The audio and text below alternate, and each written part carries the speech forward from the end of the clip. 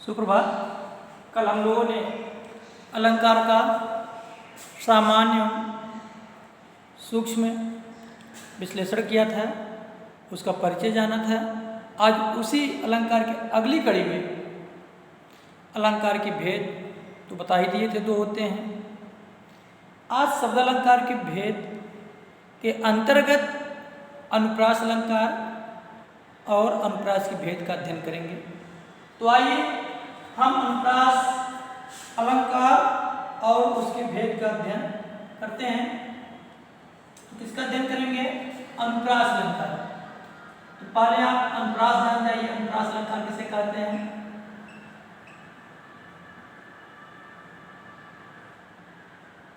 अनुप्रास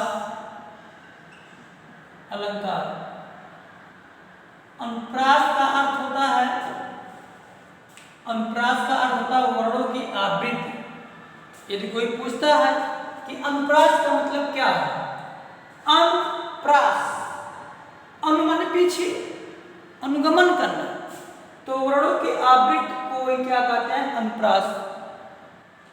परिभाषा इसकी है, जहां पर काव्य में एक ही वर्ण की कई बार आवृत्ति होती है उसे अनुप्रास अलंकार कहते हैं, या वहां अनुप्रास अलंकार होता है।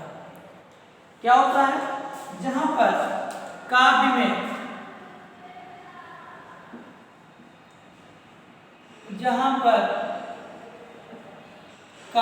कविता, जहां पर काव्य में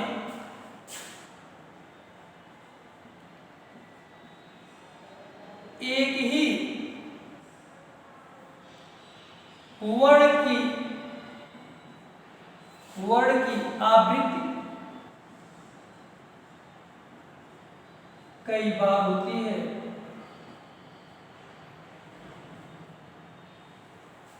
कई बार हो, वहां अनुप्रास अलंकार होता है। वहां अनुप्रास अलंकार होता है। अनुप्रास का शाब्दिक अर्थ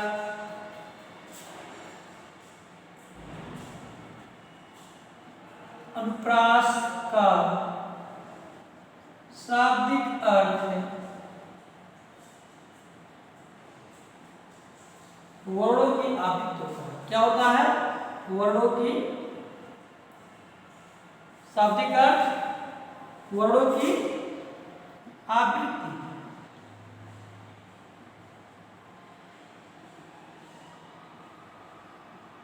यही अनुप्रास का शाब्दिक अर्थ है।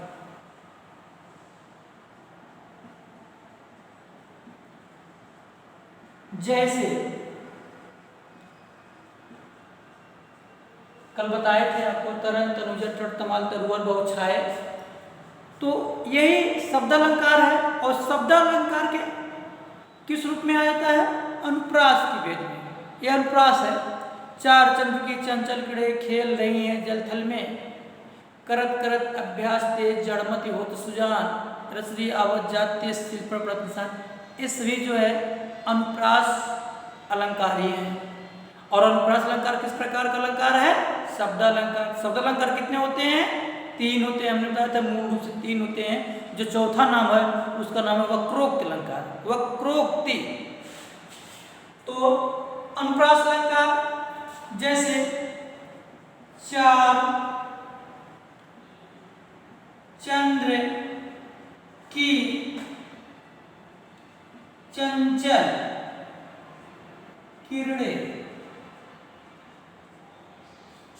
खेल रही हैं जलथल में, खेल रही हैं जल थल में। यहां तक बात समझ आई? अब देखिए, हमने कहा कि अनुप्रास का मतलब होता है वर्णों की आवृत्ति, न कि मात्रा की। इतना ध्यान देना है। तो यहां पर च एक बार हुआ, फिर दोबारा च आया, फिर तीन चार आई बार। इसी तरह से ल की आवृत्ति देखेंगे, यहाँ पर ल भी है, इतनी बिला है, तो माने अंत बिला आ रहा है और यहाँ शुरुआत बिला, देखिए यहाँ बिला है लास्ट में। आदि या अंत में होते हैं रोड क्या वृत्त, तो हो ही रहा है यहाँ आदि में हो रहा है, आदि माने शुरुआत में और अनादि माने अंत में। ठीक, अब हम पढ़ेंगे अनुप्रास के भेद, अनुप्रास अलंकार के भेद। अनुप्रास अलंकार कितने भेद होते हैं? 5। कितने भेद? 5। देखते हैं अनुप्रास अलंकार के भेद।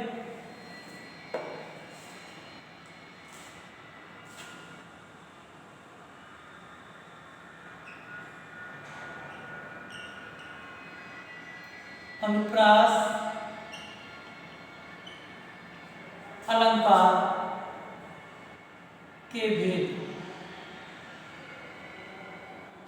आपसे कोई पूछता है कितने होते हैं, तो 5 होते हैं।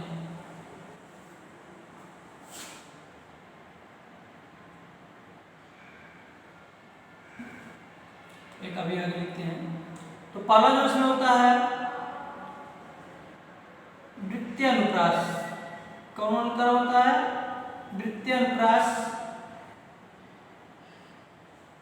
दूसरा छेका अनुप्रास। तीसरा लाटा अनुप्रास।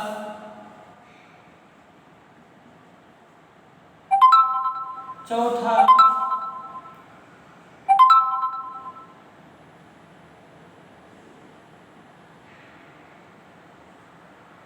श्रुत्य अनुप्रास। जो 5वां होता है उसका नाम है अंत्य अनुप्रास।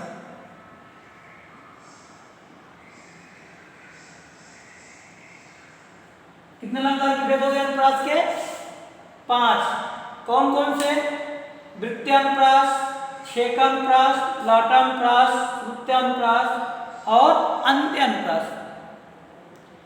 एक चीज आप ध्यान देंगे, कहीं कहीं पर वृत्तीय अनुप्रास और श्रुत्यानुप्रास में यहाँ पर मात्रा की नहीं होती, लेकिन आपको बता देते हैं जब इसका हम संविच्छेद करेंगे तो वृत्ति धन अनुप्रास, वृत्ति धन अनुप्रास बराबर वृत्तीय अनुप्रास। इसी प्रकार छेका जाने गए हैं। अब इसके भेदों का एक एक भेद का अध्ययन हम करते हैं। तो पहले वृत्तीय अनुप्रास किससे कहते हैं, इसके क्या लक्षण हैं, इसकी क्या परिभाषा है, इसके विषय में अध्ययन करते हैं। इसके 5 भेद हो गए, सीरीज करते रहे हैं। और हम किसका अध्ययन करेंगे? वृत्तीय अनुप्रास का।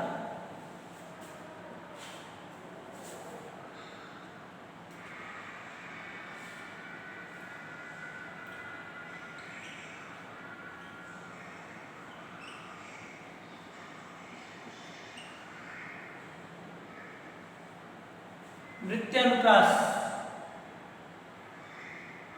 अलंकार किसका भेद है? अनुप्रास अलंकार का। इसकी परिभाषा क्या है? वृत्त। वृत्त का मतलब क्या होता है? जो मतलब अनुप्रास का होता है वही वृत्त। वृत्त मीन्स वर्ण। जहां पर एक ही वर्ण की कई बार आवृत्ति होती है वही वृत्तीय अनुप्रास। जो उदाहरण और परिभाषा अनुप्रास अलंकार की होती है वही वृत्तीय। इसमें केवल यही चीजें हैं, आपको ध्यान देना है। जैसे आपको बताएं, एक उदाहरण और दें, या इस तरह एक ही प्रकार के वर्णों की होने वाली बार बार आवृत्ति को वृत्तीय अनुप्रास कहते हैं। एक ही प्रकार के वर्णों की होने वाले आवृत्ति को वृत्तीय अनुप्रास कहते हैं। जैसे या इस तरह लिख सकते हैं, जहां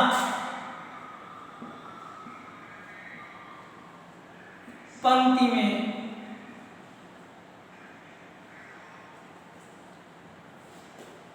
एक या अनेक वर्णों की आवृत्ति कई बार हो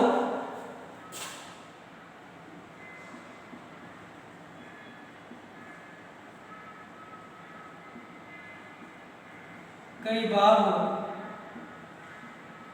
वहां वृत्यानुप्रास होता है। वृत्यानुप्रास अलंकार होता है। जैसे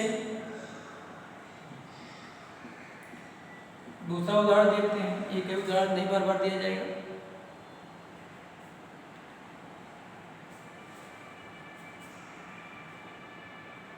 बंदो गुरुपद पदुम पराग,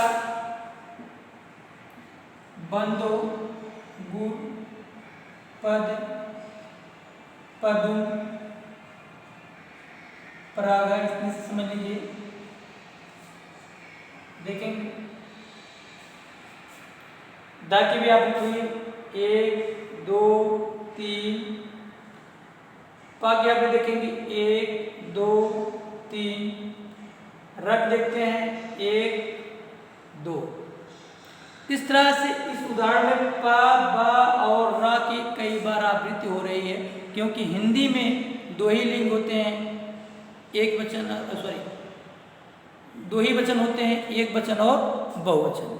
तो जब एक रहेंगे एक हो जाएगा, एक से अधिक हो जाएंगे तो बहुवचन में आ जाता है। इसी प्रकार कहेंगे कि इसमें द पा और रा वर्णों की आवृत्ति हुई है, यहाँ वृत्यानुप्रास। या दूसरा उदाहरण और देखते हैं, मुदित महीपति, मुदित महीपति मंदिर आए, सेवक सचिव सुमंत बुलाए।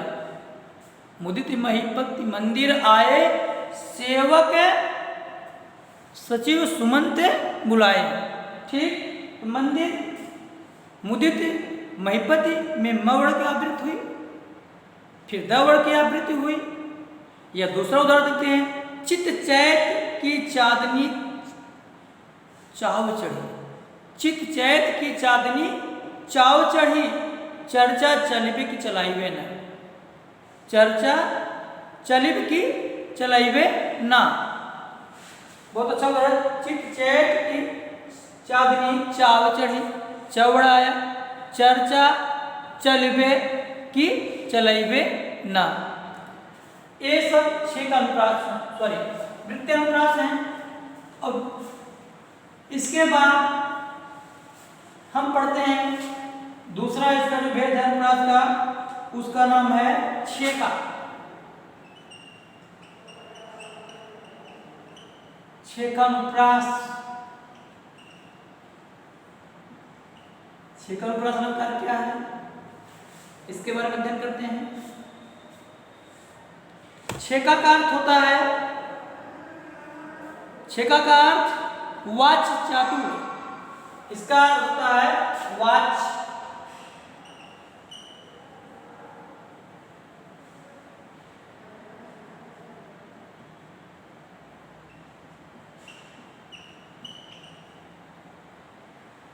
चातुर्य, वाच्य चातुर्य, बोलने की चतुरता, प्रकट करने की अभिव्यक्ति की चतुरता।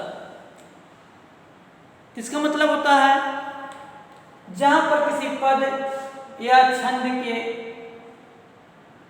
जहां पर किसी पद या छंद में एक ही क्रम में एक या अनेक वर्णों की आवृत्ति होती है, केवल एक बार, एक ही क्रम में केवल एक बार, जहां पर किसी पद या छंद में एक या अनेक वर्णों की आवृत्ति केवल एक बार होती है, वहां छेकानुप्रास अलंकार होता है, या उसे छेकानुप्रास अलंकार कहते हैं। परिभाषा लिखते हैं, जहां पर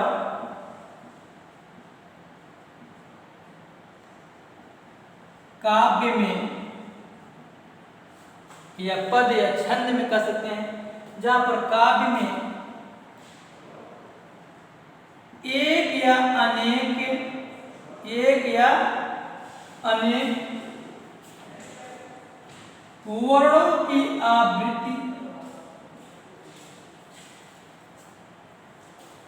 एक या अनेक वर्णों की आवृत्ति एक ही क्रम में, एक ही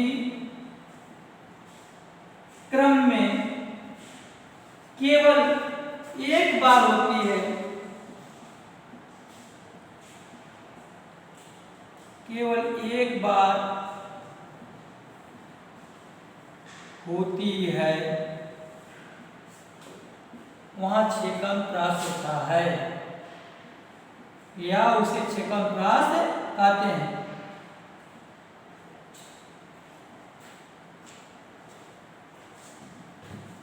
उसे छेकन प्रास कहते हैं। जैसे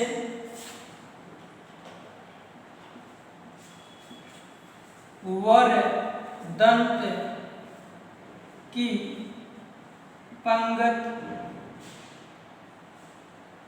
कुंद कली, या दूसरा उदाहरण, इस करुणा कलित हृदय में विकल रागिनी वसती है। इस करुणा कलित, इस करुणा कलित हृदय में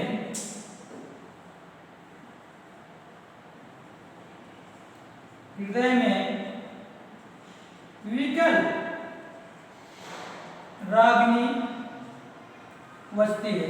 जैसे रागिनी वजती है,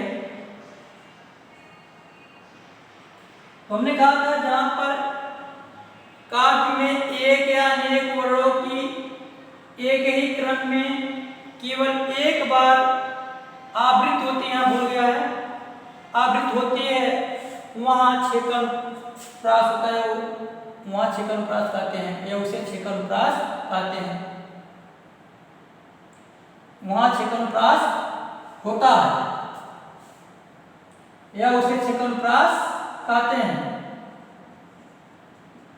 दोनों बातें हैं। तो अब देखिए, का वर्ड की आवृत्ति इस शब्द की शुरुआत करुआ की जो हुई है का से हुई है, और कलित का भी शुरुआत किससे हुआ है, का से। इसके बाद का आया जरूर है, लेकिन वह क्रम से नहीं है, तो छेकन प्रास हो गया। और कुंद में यहां भी देख लीजिए, कुंद में भी है, का शुरुआत शब्द का हुआ है, और कली में भी। ठीक इसी प्रकार जहां आएंगे, या दूसरा उदाहरण इसका और देख लेते हैं। जैसे रीझ रीझ रहस्य रहस्य, रीझ रीझ रहस्य रहस्य, हंस हंस उठे। रीझ रीझ में तीसरा उदाहरण, रीझ रीझ माने होता खुश होना, रहस्य रहस्य। अब देखिए यहाँ पर र की शुरुआत यहाँ से हुआ, र झा है, इसमें भी शब्द मेरा झा सही से आया, और इसमें भी माने वर्णों की जो आवृत्ति हो रही है एक ही क्रम में हो रही है और एक बार हो रही है, इससे अधिक नहीं। तीसरा जो अनुप्रास हम पढ़ेंगे, लाटा अनुप्रास, जिसकी उत्पत्ति गुजरात के लाट प्रदेश से हुई है, इसलिए इसे लाटा अनुप्रास कहते हैं। अगर कोई पूछता है लाटा अनुप्रास की उत्पत्ति कहां से मानी जाती है, तो आप बताएंगे गुजरात प्रांत के लाट नामक स्थान से। लाटा अनुप्रास, लाट माने होता है समूह, लाट मीन्स समूह। लाटा अनुप्रास मतलब क्या होता है, समूह। तो इसका मतलब समूह, दल। लाटा अनुप्रास की परिभाषा, ऐसे शब्द या वाक्य जो पढ़ने में समान लगते हैं, जिनका अर्थ पढ़ने में तो समान लगता है, जहां पर काव्य में ऐसे शब्द या वाक्य दोबारा प्रयोग किए जाएं। पूरी परिभाषा है, जहां पर काव्य में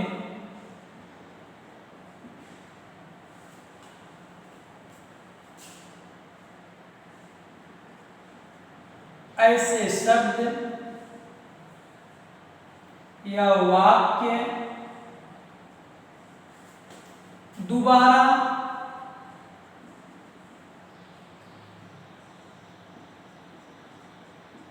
प्रयोग किए जाते हैं, प्रयोग किए जाते हैं,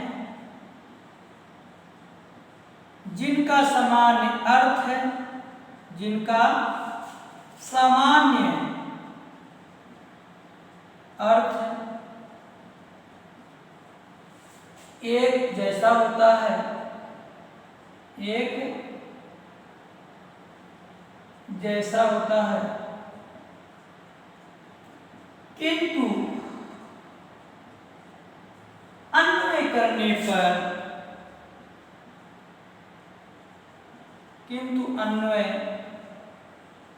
करने पर अर्थ अलग हो जाता है, अर्थ अलग हो जाता है, अर्थ अलग हो जाता है। उसे लाटानुप्रास कहते हैं, उसे लाटानुप्रास कहते हैं। जैसे उदाहरण,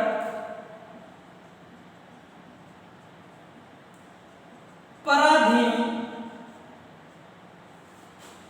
जो जन नहीं स्वर्ग नरकता हेतु। दूसरा, पराधीन जो जन नहीं स्वर्ग नरकता है, स्वर्ग नरकता हेतु।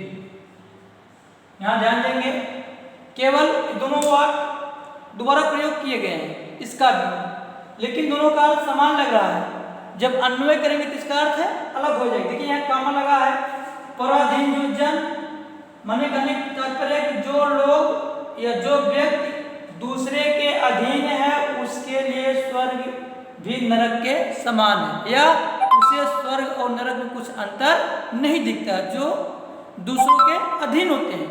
और दूसरे का क्या हो गया, यही कामा जो इधर लग गया अल्प विराम, इसका मतलब जो लोग दूसरे के अधीन नहीं हैं उनके लिए स्वर्ग और नरक में अंतर दिखता है।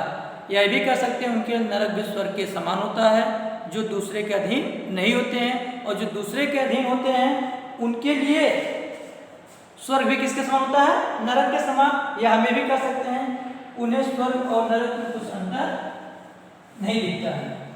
इसका दूसरा उदाहरण से, पूत का धन संचय, पूत सपुतो का धन संचय। अगर किसी का लड़का सपूत है, सुपुत्र है, तो उसे धन, वह क्यों नहीं धन का संचय करे, अर्थात उसे धन का संचय करने के लिए बताना नहीं पड़ेगा। लेकिन अगर किसी का पुत्र कुपुत्र निकल जाता है तो उसके लिए धन का संचय जो होता है कोई महत्व नहीं होता, अर्थात उसे उसका दुरुपयोग ही करेगा। और जो सपूत होता है वह धन का सदुपयोग करता है। तीसरा हो गया। चौथा जो आपका है अनुप्रास का भेद, उसका नाम है श्रुत्यानुप्रास। श्रुत्यानुप्रास, श्रुत्यानुप्रास मीन्स जहां पर काव्य में एक ही उच्चारण स्थान से बोले जाने वाले शब्दों का प्रयोग होता है उसे श्रुत्यानुप्रास कहते हैं। जहां पर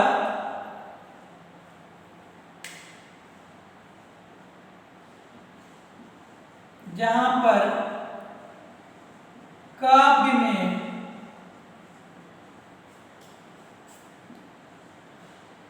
एक ही उच्चारण स्थान से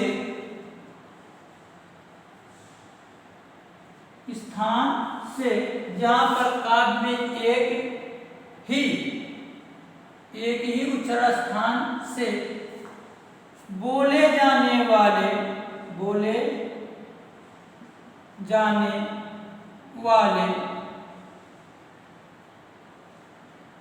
वर्णों की आवृत्ति होती है।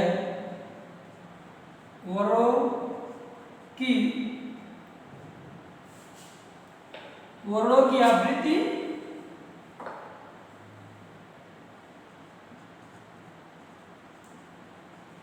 की आवृत्ति होती है।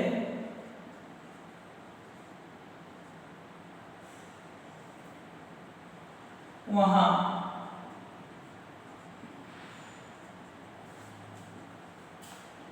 श्रुत्यानुप्रास होता है। वहां कौन अनुप्रास होता है? श्रुत्यानुप्रास अलंकार होता है। श्रुत्यानुप्रास अलंकार होता है। थोड़ा राइटिंग पर विशेष ध्यान नहीं दिया गया है। जहां पर काव्य में एक ही उच्चारण स्थान से बोले जाने वाले वर्णों की आवृत्ति होती है, वहां वह श्रुत्यानुप्रास होता है। जैसे हमने बताया था का वर्ग, च वर्ग, ट वर्ग के उच्चारण स्थान बताया गया है।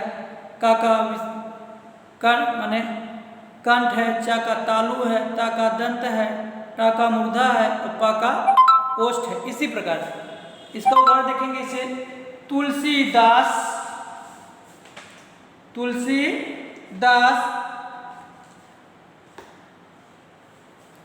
सीदत निस दिन देखत तुम्हार निठुराई। तुलसीदास जैसे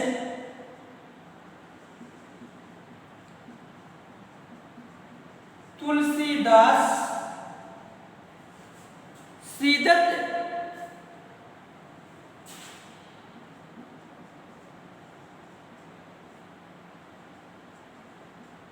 देखत तुम्हार निठुराई।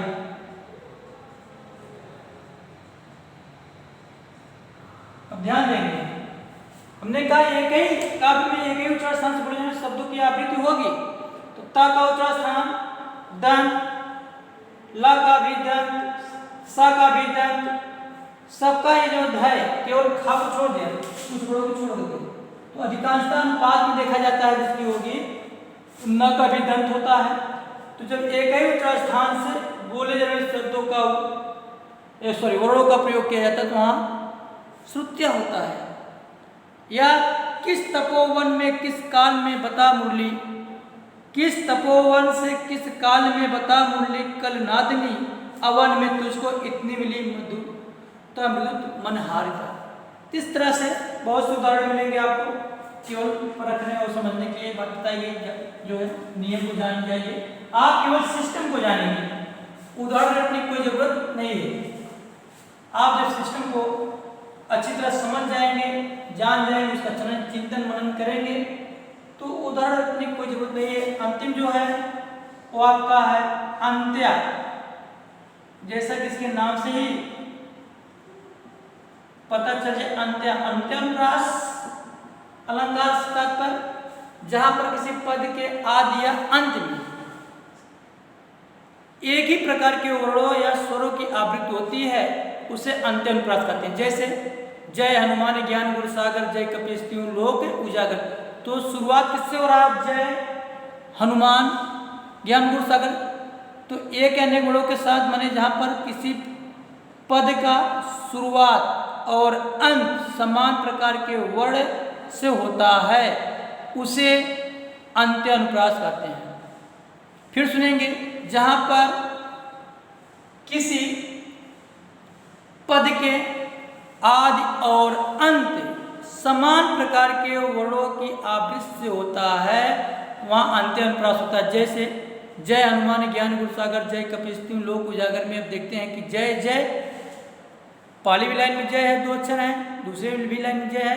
उधर उजागर और सागर, सागर में आगर प्रत्यय है और उजागर। इस तरह से जो है बहुत से उदाहरण आपको मिलेंगे श्रुत्यानुप्रास अंत्यानुप्रास में।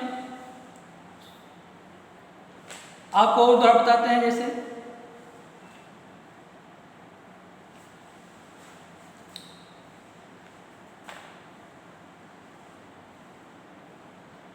एक और देखते हैं, छिनक उघारत छिन छुअत राखत छिनक छुपाए, सब दिन पी खंडत अधर दर्पण देखत जाए। या मेरे मन के मीत मनोहर, मेरे मन के मीत मनोहर तुम हो प्रियवर से सहचर। इस तरह तमाम है। धन्यवाद।